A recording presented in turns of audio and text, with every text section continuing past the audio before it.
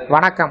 இந்த வீடியோவில் ரூபாய் 1000 முதல் ரூபாய் 7500 வரை இபிஎஃப்ஓ மாத பென்ஷன் உயர்வு சார்ந்து முக்கிய அறிவிப்பு வெளிவந்திருக்கிறது.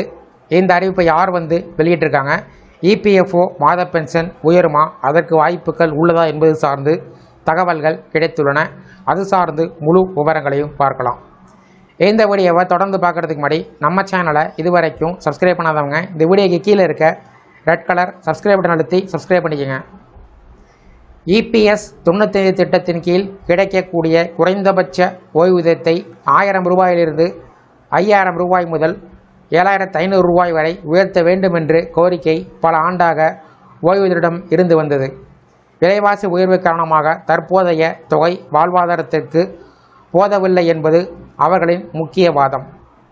இந்த நிலையில் சமீபத்தில் நாடாளுமன்றத்தில் தொழிலாளர் நலத்துறை அமைச்சர் மன்சுக் மாண்டவியா இது குறித்து விளக்கம் கொடுத்துள்ளார்.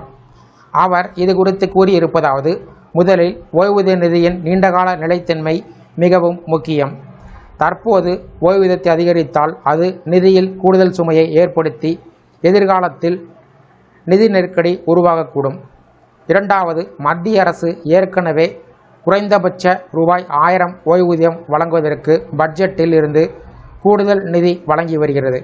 மேலும் ஊழியர்களின் அடிப்படை ஊதியத்தில் 1.16% தொகையும் அரசு தனது பங்களிப்பாக செலுத்துகிறது.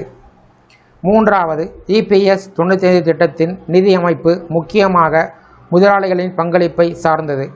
ஊழியர்களுடைய அடிப்படை ஊதியத்தில் 8.33% தொகையினை முதலாளிகள் செலுத்துகிறார்கள்.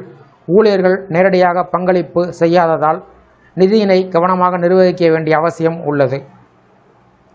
இபிஎஸ் 95 திட்டத்தினுடைய முக்கிய அம்சம் 58 வயதிற்கு பின்பு வாழ்நாள் முழுவதும் ஓய்வூதியம், குடும்ப ஓய்வூதியம் வழங்கும் பாதுகாப்பு, 50 வயதிற்கு பின்பு முன்கூட்டியே ஓய்வு பெறும் வாய்ப்பு, சில நிபந்தனைகளுக்கு உட்பட்டு ஓய்வூதியம் இந்த 50 வயதிற்கு பிறகு முன்கூட்டியே வழங்கப்படுவது கொடுக்கப்படும். இந்த நிலையில் தற்போது இது குறித்து ஓய்வூதியர்கள் என்ன கூறுகிறார்கள்? மாதம் ரூபாய் 1000 ஓய்வூதியம் என்பது இன்றைய விலைவாசிக்கு போதாது.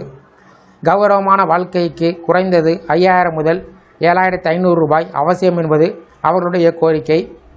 மேலும் பகத்சிங் கோஷியாரி குழுவின் பரிந்துரையும் அமல்படுத்த வேண்டும் என்றும் வலியுறுத்துகிறார்கள்.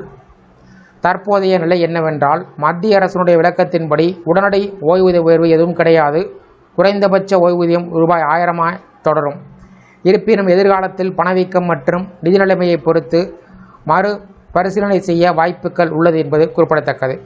இந்த வீடியோ குறித்த உங்களுடைய கருத்துக்களை கமெண்ட் செக்ஷனில் பதிவிடுங்க. இந்த வீடியோ பிடிச்சிருந்தா வீடியோக்கு ஒரு லைக் பண்ணுங்கள். இந்த வீடியோவை அனைவருக்கும் ஷேர் பண்ணுங்கள். மற்றும் ஒரு பயனுள்ள வீடியோவில் சந்திப்போம். நன்றி.